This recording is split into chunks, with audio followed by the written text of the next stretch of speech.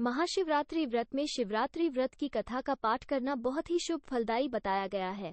शिव पुराण में भी इस व्रत की महिमा बताई गई है। शिव पुराण के अनुसार जाने अनजाने में भी जो मनुष्य और जीव महाशिवरात्रि का व्रत कर लेता है वह शिव कृपा का भागी बन जाता है और उससे यमराज के दूत भी दूर रहते हैं।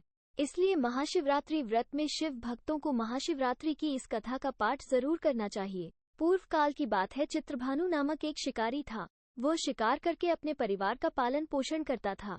उस शिकारी पर साहूकार का काफी कर्ज था, लेकिन वो उसका कर्ज समय पर नहीं चुका पाया। फिर साहूकार ने शिकारी को शिव मठ में बंदी बना लिया। जिस दिन उसे बंदी बनाया गया उस दिन शिवरात्रि थी।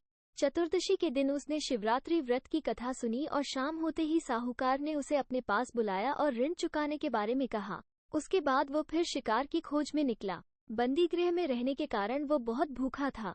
शिकार की तलाश में वो बहुत दूर निकल आया। अंधेरा होने पर उसने जंगल में ही रात बिताने का फैसला किया और एक पेड़ पर चढ़ गया। उस पेड़ के नीचे शिवलिंग था जो बेलपत्र के पत्तों से ढका हुआ था। शिकारी को उसके बारे में जानकारी नहीं थी। पेड़ पर चढ़ते समय उसने जो टहनियां तोड़ी वो शिवलिंग पर गिरती रहीं। इस तरह से भूखे प्यासे रहकर शिकारी का शिवरात्रि का व्रत हो गया और शिवलिंग पर बेलपत्र भी चढ़ गए। रात के समय एक हिरणी पानी पीने तालाब पर आई। शिकारी जैसे ही उसका शिकार करने जा रहा था भी हिरणी बोली, मैं गर्भवती हूँ, शीघ्र ही प्रसव करूंगी। तुम एक साथ दो जीवों की हत्या करोगे। मैं बच्चे को जन्म देकर तुरंत तुम्हारे सामने आ जाऊंगी, तब मुझे मार लेना। शिकारी ने हिरणी को जाने दिया। इस दौरान अनजाने में कुछ बेलपत्र शिवलिंग पर गिर गए। इस तरह उसने अनजाने में प्रथम प्रहर की पूजा भी संपन्न कर ली। कुछ देर बाद एक हिरणी उधर से निकली। जैसे ही शिकारी उसे मारने के लिए धनुष बाण चढ़ाया तो हिरणी ने विनम्रता पूर्वक निवेदन किया, हाँ शिकारी, मैं थोड़ी देर पहले ही ऋतु से निवृत्त हुई हूँ, कामातुर विरहिणी हूँ, अपने प्रिय की तलाश में हूँ। अपनी पति से मिलकर मैं तुम्हारे पास आ जाऊंगी। शिकारी ने उसे भी जाने दिया।